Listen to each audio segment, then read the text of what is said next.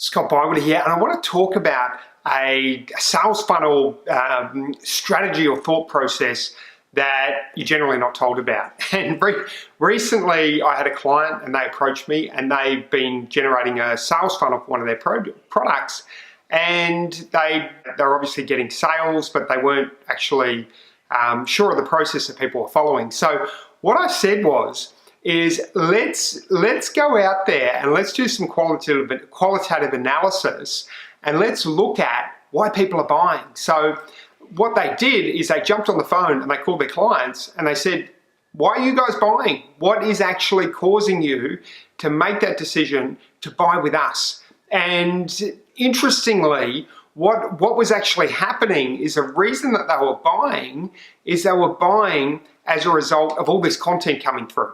And it was like, if you can imagine, like let's say in the old days, there might be, when I say the old days, I'm feeling really old now, but in previous days, let's say a sales letter might do 100% of the job. What's happening here is you got all these little pieces of content, maybe they're each doing 3% of the job or 10% of the job. So it's being brought out. There's more of a there's more pieces that are actually doing the job to get that sale. Like a whole football team, you don't just rely on the striker. You've got to get the defender to get it to the midfield, and the midfield to get it to the striker, and that sort of thing. So anyway, they found that people were buying because they'd absorbed content and it was all over the place. Facebook, Instagram, email, they built up enough trust and then they bought. And then they're like, well, that's not scalable. I said, well, it can be scalable. What we need to do is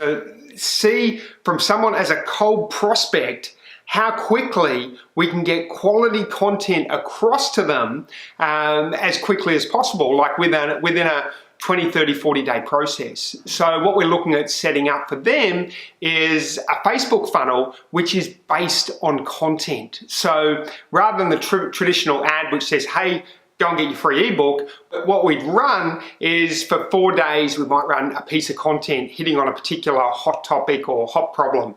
Then the next 4 days we hit on another topic.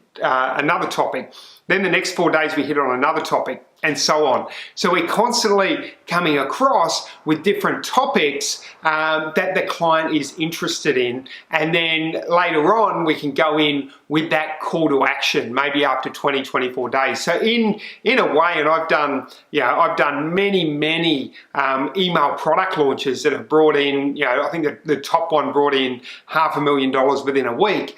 And as a result of doing that, there's actually a very big similarity with doing this on Facebook. So it's taking an old school process, or old school meaning still pretty new school, but it's taking that process, bringing it onto Facebook, where we put so much content in front of a new prospect as quickly as possible. So rather than that process taking 3 months, 6 months, 12 months, 2 years, we can get that return on investment within a 30 to 45 day process. And where that has the opportunity to scale is really, really simple.